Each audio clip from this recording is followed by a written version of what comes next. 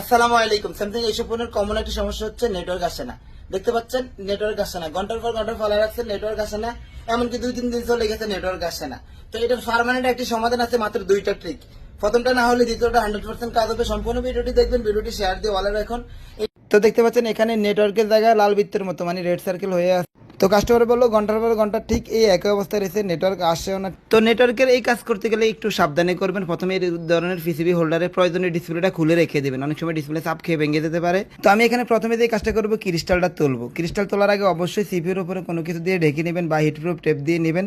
ক্রিস্টালে hit দেওয়ার সময় অনেক সময় সিপিউর কোনা লাগে, সে ডেড হয়ে যায়। তো ক্রিস্টাল তোলার পর আপনি শোল্ডারিং করে ভালোভাবে ওই ক্রিস্টালটা যে অবস্থায় উঠাইছেন ঠিক একই অবস্থায় লাগাইতে পারেন। তবে আমি এর উল্টোটা করি, আগে যে অবস্থায় ছিল ক্রিস্টাল ঠিক ওই অবস্থায় না লাগিয়ে আমি ওইটাকে ঘুরিয়ে দেই, মানে ওই ক্রিস্টালটাকে ঘুরে উল্টা করে দেই। এখন প্রশ্ন থাকতে পারে, এই উল্টা করে দিলে ক্রিস্টাল কি কাজ করবে না করবে না, সেট কি রান হবে না কি রান হবে না, নেটওয়ার্ক কি আসবে না আসবে না। তো এই প্রশ্নের উত্তরটা আমি মিটার দিয়ে দিব। ক্রিস্টালের দুই কোণা এখানে গ্রাউন্ড রয়েছে, দুই কোণা বলতে উপরের বাম পাশের কোণা, নিচের ডান পাশের কোণা। ঘুরাই দিলেও একই অবস্থায় থাকবে, মানে গ্রাউন্ডগুলো গ্রাউন্ডে থাকবে, পজিটিভগুলো পজিটিভ লাইনে যাবে।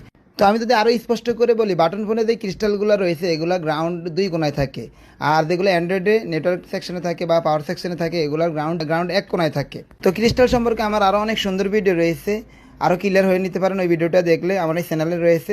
তো দেখতে পাচ্ছেন এখানে আগে রেড কালার ছিল, এখন ব্লু কালার, আর সঙ্গে সঙ্গে নেটওয়ার্ক এসে পড়ছে।